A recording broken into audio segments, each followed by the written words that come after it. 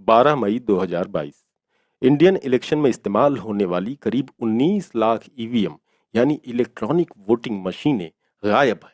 ये खुलासा कर्नाटक के सीनियर कांग्रेस लीडर और विधायक एच के पाटिल ने किया है। उन्होंने कांग्रेस असेंबली के स्पीकर विश्वेश्वर हेगड़े कागरी से बीते इतवार को मुलाकात करके सुप्रीम कोर्ट के जज से इस मामले की इंडिपेंडेंट इंक्वायरी की मांग की है। एच के पाटिल ने स्पीकर को 2750 पन्नों का एक दस्तावेज भी सौंपा है, जिसमें आरटीआई के जरिए इलेक्शन कमीशन, ईवीएम बनाने वाली कंपनियों से और ईवीएम बनाने वाली कंपनियों से हासिल किए गए जवाब शामिल हैं। इन दस्तावेजों से पता चलता है कि ईवीएम बनाने वाली कंपनियों ने जितनी मशीनें बनाकर इलेक्शन कमीशन को सौंपी थीं, उनमें से करीब 19 लाख मशीनों का कोई अता पता ही नहीं है।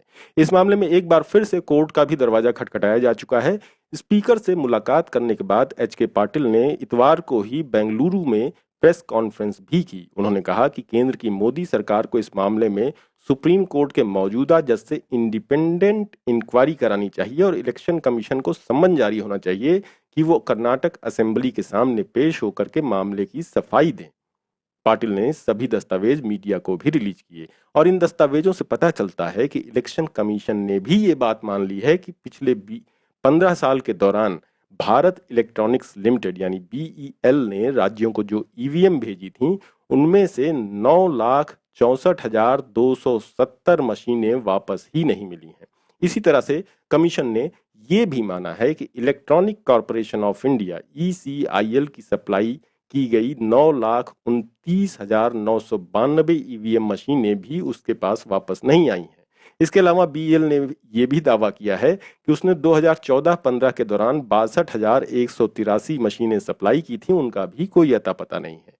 एच के पाटिल ने यह मुद्दा मार्च 2022 में असेंबली में उठाया था कि बीते 15 वर्षों में 19 लाख ईवीएम मशीनें गायब हो गई हैं। असेंबली स्पीकर ने एच के पाटिल को आश्वासन दिया है कि वो इस मामले में इलेक्शन कमीशन से सफाई मांगेंगे। उन्होंने पाटिल से इन दावों को लेकर दस्तावेज पेश करने को कहा था, जो रविवार को पाटिल ने स्पीकर को सौंप दिए। कर्नाटक असेंबली में बहस के दौरान पाटिल ने बीईएल के दिए गए आरटीआई जवाबों का जिक्र किया था कि बीईएल की बनाई 9,64,270 मशीनें गायब हैं और वापस नहीं आई हैं। इसी तरह से ईसीआईएन ने भी कहा था कि 9,29,992 ईवीएम मशीनें गायब हैं। एच के पाटिल ने प्रेस कॉन्फ्रेंस में कहा कि ईवीएम मशीनों को एक जगह से दूसरी जगह भेजे जाने और पुरानी और बेकार हो चुकी मशीनों को डिस्पोज करने की प्रोसेस में भी काफी खामियां हैं। अनरिलायबल प्रोसेस और इस मामले में क्लियर अकाउंटेबिलिटी न होने के चलते पूरी इलेक्शन प्रोसेस पर सवालिया निशान लगता है।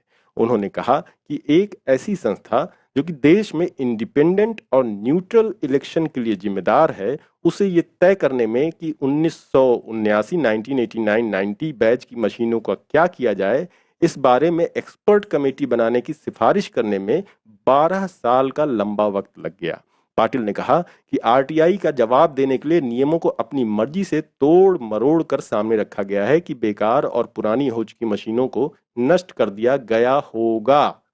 ईवीएम बनाने वाली कंपनियों ने इलेक्शन कमीशन को साफ इंस्ट्रक्शन दिए हुए हैं कि मशीनें 15 साल तक चल सकती हैं और इसके बाद इन मशीनों का इस्तेमाल इलेक्शनों में न किया जाए और उन्हें नष्ट कर दिया जाए। एक तरफ तो इलेक्शन कमीशन ने एक्सपर्ट पैनल की सिफारिशों पर अमल नहीं किया, लेकिन अचानक जुलाई 2018 में इसके बारे में नियम बना दिए गए। इसका खुलासा भी आरटीआई के जवाबों से हुआ है। इलेक्शन कमीशन कहता है कि उसने 1989 बैच की मशीनों को डिस्पोज करने की प्रोसेस शुरू कर दी है। पाटिल ने इसी सवाल पर पूछा कि ऐसे में सवाल बनता है कि 1989 में क्या रूल थे और 2006 से पहले, सन 2006 से पहले तक क्या रूल फॉलो किए जा रहे थे, क्योंकि नए रूल तो 2018 में बने हैं। इससे भी ज्यादा हैरानी की बात है कि 2021 में पब्लिश्ड कमीशन के मैनुअल में इस सब्जेक्ट पर कोई चैप्टर ही नहीं है कि ईवीएम को डिस्पोज करने की क्या प्रोसेस फॉलो की जा रही है। इसके बजाय मैनुअल में लॉस्ट एंड फाउंड यानी कि खोया पाया नाम से एक चैप्टर जोड़ा गया है, जिससे कि साफ होता है कि ईवीएम गायब हुई हैं। आपको याद दिला दें कि 3 साल पहले यानी 2019 में भी ईवीएम गायब होने का मामला उठा था और तब इसकी संख्या 20 लाख बताई जा रही थी। ये मामला तब मध्य प्रदेश हाईकोर्ट में पहुंचा था और इस मामले में बहस के बाद एमपी हाईकोर्ट की ग्वालियर बेंच ने फैसला सुरक्षित रख लिया था। उस बाद में फैसला आया नहीं आया ये नहीं पता चल पा रहा है।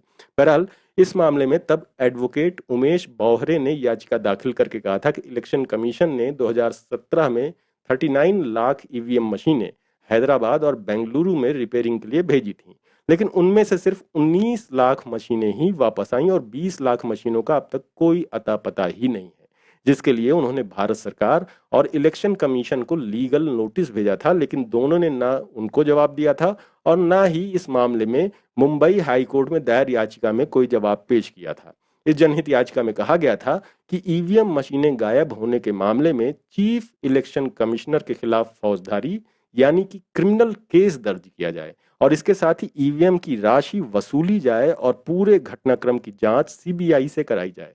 22 मई 2019 को हाईकोर्ट की ग्वालियर बेंच में इस बारे में जनहित याचिका दाखिल करने वाले सीनियर एडवोकेट उमेश बोहरे ने कई अहम दस्तावेज भी पेश किए थे और इसमें चीफ इलेक्शन कमिश्नर सहित 14 लोगों को पार्टी बनाया गया था और इसमें थे election officer, collector Gwalior, collector Morena, collector Bhind, collector Guna वगैरह। याचिका में कहा गया था कि गायब हुई ईवीएम का उपयोग देश के अलग अलग हिस्सों के साथ साथ ग्वालियर चंबल संभाग में लोकसभा इलेक्शन में किया गया है। आपको ये भी याद दिला दें कि मुंबई के आरटीआई एक्टिविस्ट मनोरंजन रॉय ने 27 मार्च 2018 को बॉम्बे हाईकोर्ट में एक जनहित याचिका दायर की थी। इस याचिका में उन्होंने ईवीएम की खरीद, स्टोरेज और डिलीवरी में शामिल प्रोसेस के बारे में जानना चाहा था। इसके लिए उन्होंने हाईकोर्ट से मांग की थी कि डाटा अवेलेबल कराने के लिए वो संबंधित संस्थाओं को आदेश दे। इसी सिलसिले में मिले डाटा में ये जानकारी सामने आई कि ईवीएम बनाने वालों ने जो मशीनें इलेक्शन कमीशन को भेजने के लिए तैयार की, उनमें से 20 लाख ईवीएम इलेक्शन कमीशन के कब्जे में नहीं पहुंची हैं।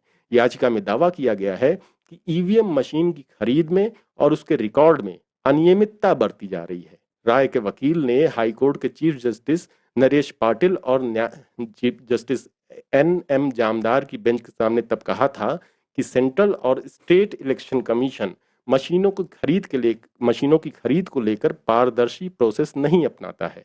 कई मशीनों के गायब होने की जानकारी उनके मुवक्किल को मिली है। कई बार कमीशन ने तो स्पीड पोस्ट से भी ईवीएम मशीनें मंगाई हैं, जबकि ईवीएम मशीन की खरीद को लेकर एक पूरी प्रोसेस तय की गई है।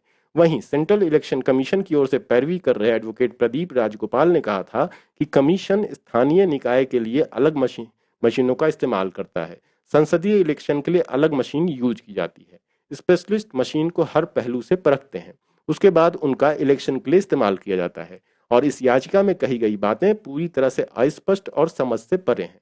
मामले से जुड़े दोनों पक्षों को सुनने के बाद बॉम्बे हाईकोर्ट की बेंच ने कहा था कि कमीशन हमें बताए कि वो मशीनों की खरीदारी किस तरह से करता है। अगर किसी मशीन में कोई खामी पाई जाती है तो क्या उससे डिस्पोज कर दिया जाता है? मशीनों को कलेक्ट कहाँ किया जाता है, कैसे किया जाता है? क्या कमीशन मशीनों को कोई सीरियल नंबर देता है? मगर ये सब तो बीती बातें हो गईं और गायब ईवीएम के बावजूद 2019 के इलेक्शन हो गए, मोदी सरकार बन गई और मंत्रियों ने भी पदभार संभाल लिया है। अब ऐसे में आज की डेट में जरा उस इलेक्शन की कुछ एक खबरें याद करेंगे तो आंखें और खुलेंगी। अंग्रेजी वेबसाइट द क्विंट ने खबर दी थी कि ईवीएम में जितने वोट पाए गए वो कुल वोटर्स के नंबर से मेल नहीं खाते। ईवीएम में जितने वोट पाए गए उस बूथ पर उससे कम वोटर थे। ऐसा एक नहीं 373 सीटों पर हुआ, 373 सीट्स पर हुआ। यहाँ मतदान पहले के 4 चरणों में हुए थे। दिलचस्प बात यह है कि ये दोनों ही आंकड़े इलेक्शन कमीशन की वेबसाइट पर डाले गए थे, बाद में कमीशन ने ये आंकड़े हटा भी लिए। द क्विंट की खबर के मुताबिक तमिलनाडु के कांचीपुरम संसदीय सीट पर 12,14,086 वोट डाले गए, लेकिन ईवीएम के मुताबिक 12,32,417 वोटों की गिनती की गई, यानी 18,331 एक्स्ट्रा वोट गिने गए। ये कैसे हुआ, इसका कोई जवाब इलेक्शन कमीशन के पास नहीं है। इसी राज्य की धर्मपुरी सीट पर 11,94,440 वोट डाले गए, लेकिन यहाँ गिनने पर 12,12,311 वोट पाए गए, यानी 17,811 वोट अधिक थे। तमिलनाडु की ही श्री पेरम्बदूर सीट पर 13,88,666 वोट डाले गए थे, लेकिन ईवीएम से 14,03,178 वोटों की गिनती हुई। इसी तरह से उत्तर प्रदेश के मथुरा में 10,88,206 वोट डाले गए थे, जबकि 10,98,112 वोट गिने गए, यानी 9,906 अतिरिक्त वोट, एक्स्ट्रा वोट गिने गए।